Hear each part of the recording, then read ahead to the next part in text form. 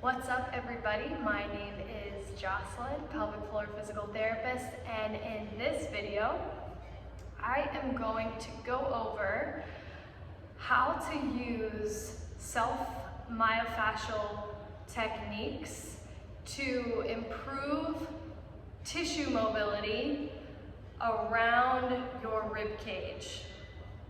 Now, depending on where you are jumping in on my content, you may or may not know that I'm sharing my journey to prepare for pregnancy for women that are thinking about getting pregnant.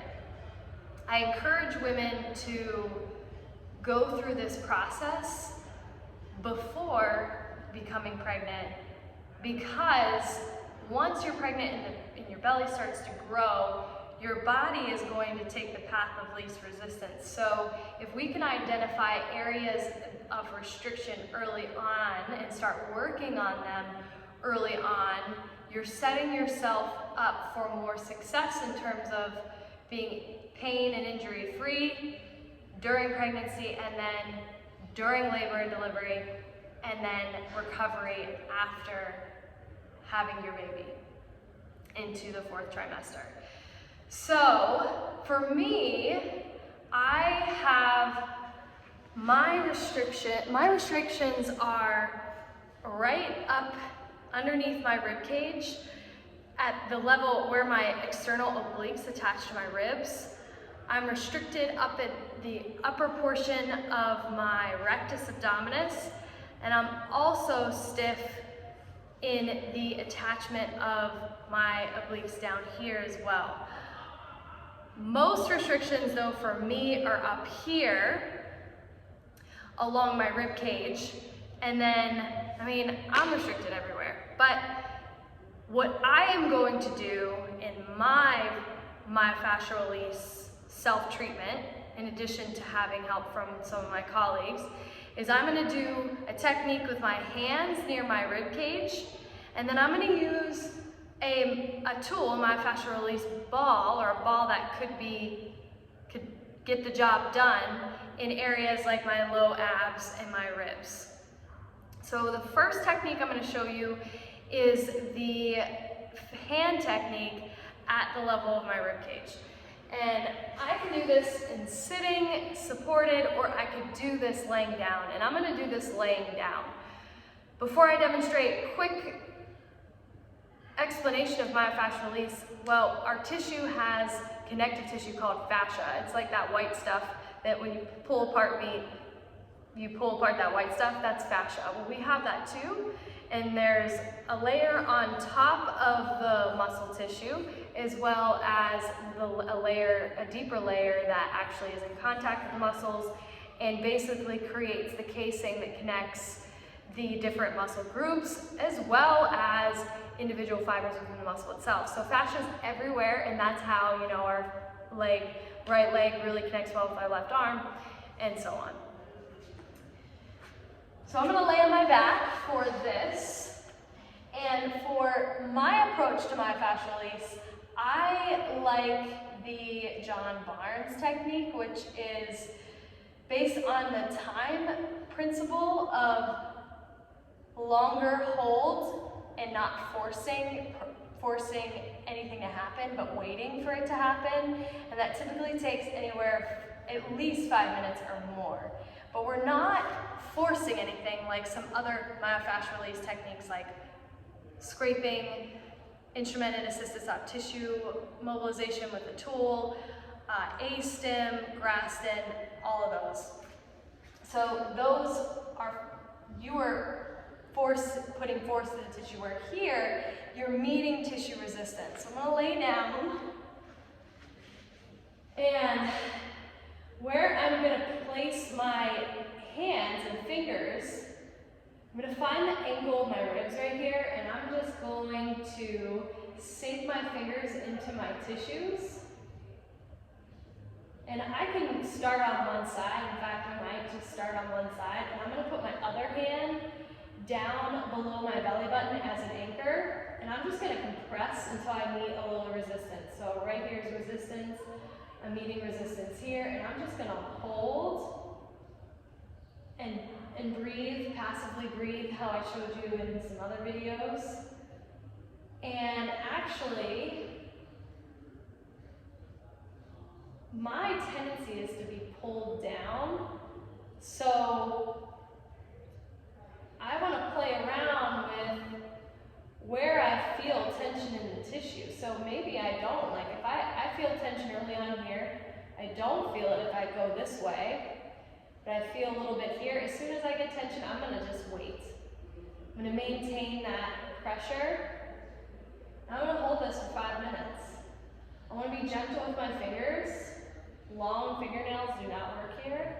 Soft in my hand, soft in my shoulder. Keeping my legs relaxed is probably best if I had a pillow underneath my legs here. And that actually increases the pull substantially. And it takes time to get the feel, but I have people do this for 5 minutes, upwards to 8 minutes, upwards to 10 minutes. So after I reached about 5 minutes, or a little bit longer, I'm going to switch sides.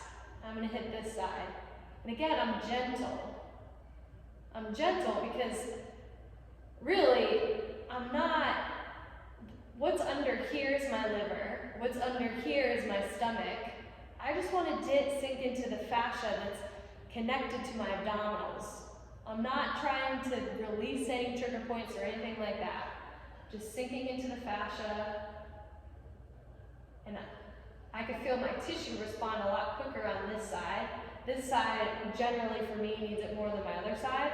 And I'm going to follow that same process. I'm going to feel with this hand, pulling, meeting some resistance, and then adding a directional, gentle, just pull until I reach just resistance, and then wait. And then if my tissue gives in, I'm going to follow it. I'm not pulling anything. I'm just following.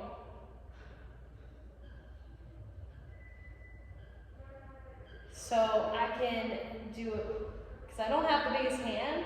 Once I hit that spot, I could move on another side and do another 5 minutes. This just depends on how much time I'm dedicating to that day. The other hold I could do would be this hold. One hand is just like around my belly button, or a little bit lower than my belly button, above my, I would say this is my pubic bone down here, so it's not all the way down there, it's just like between the pelvic bones here. And then my other hand is right in that angle. And I want to feel just generally what my tissue feels like if I compress the tissue together or scoop the tissue together versus pull the tissue away versus the different directions. So if I go a little bit this way, that feels a little more restricted than this way. And I'm moving more my bottom hand than my top hand. And once I am into resistance, like right here, I'm going to wait. Follow that same process. This area right here is referred to the solar plexus. I'm not super educated on the energy stuff, but generally this area is very active in most people. Like as soon as I put my hands there, I hear like a gurgle. So always, you can't go wrong right here in this hold because of the way we hold our tension. But those are 3 different things that you can do if you tend to be restricted up here and then in your rectus muscles and fascia. Okay, on to the balls. Where I would use the balls, or a ball, would be on the sides in my lower abdomen, and then on the sides of my ribs, and then somewhere along my spine. I have 4 different balls here. None of these are my favorite, and I don't know what exactly is about my favorite, but it has a better, you can compress it, but it's at the perfect firmness. This size, I like this size, maybe it was a little bit smaller, but yeah, this is like almost perfect size. Little soft though. This is a little too small, a little too soft for me. Little too small, little too firm, a tennis ball. This was a squeeze ball, and then this is a lacrosse ball. A little too small, a little too hard for me in my belly. But I could use it, but it's harder for me to relax. So sometimes I can use this, but it's not my go-to for fascial work in the trunk. I'm gonna go with this. And where I do it on myself and where I have my patients do it is like right here when they need it, and then right here.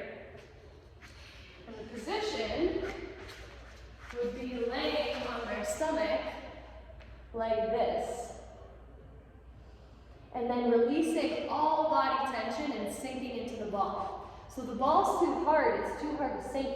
Your muscles in your body want to guard, to protect. So it has to have some give. This is actually better than I thought. And I would do the same thing. I would just wait and just focus on my breathing and releasing tension through my body, staying present in my body, not thinking about what I am doing later on or what I need at the grocery store, etc.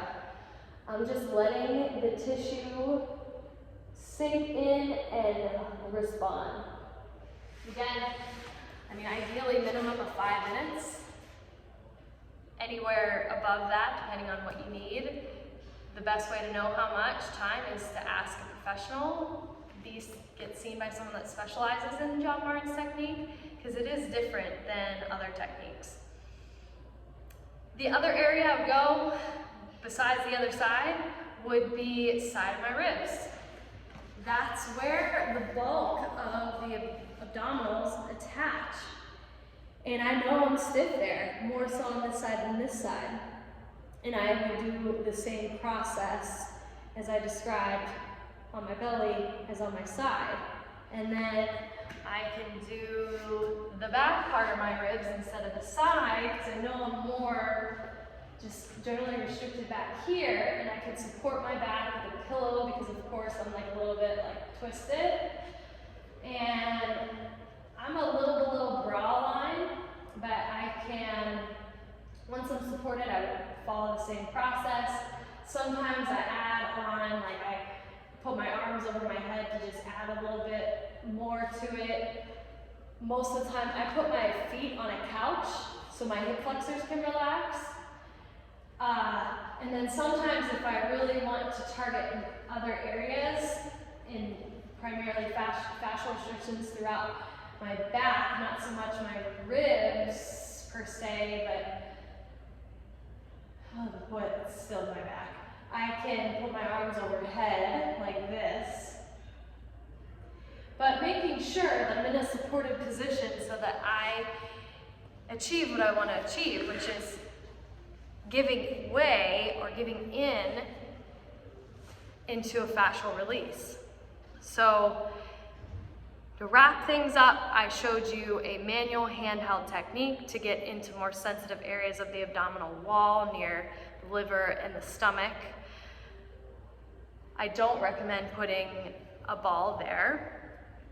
The other areas that we use the ball were lower abs on the sides, just inside of the pelvic bone, sides of ribs, back of ribs. You can hit other areas in your spine, just whatever area that you get into. Make sure other areas of your body are well supported so you can actually relax into it and not be consciously or subconsciously tense because it's uncomfortable. It should feel good. Stay present in your body.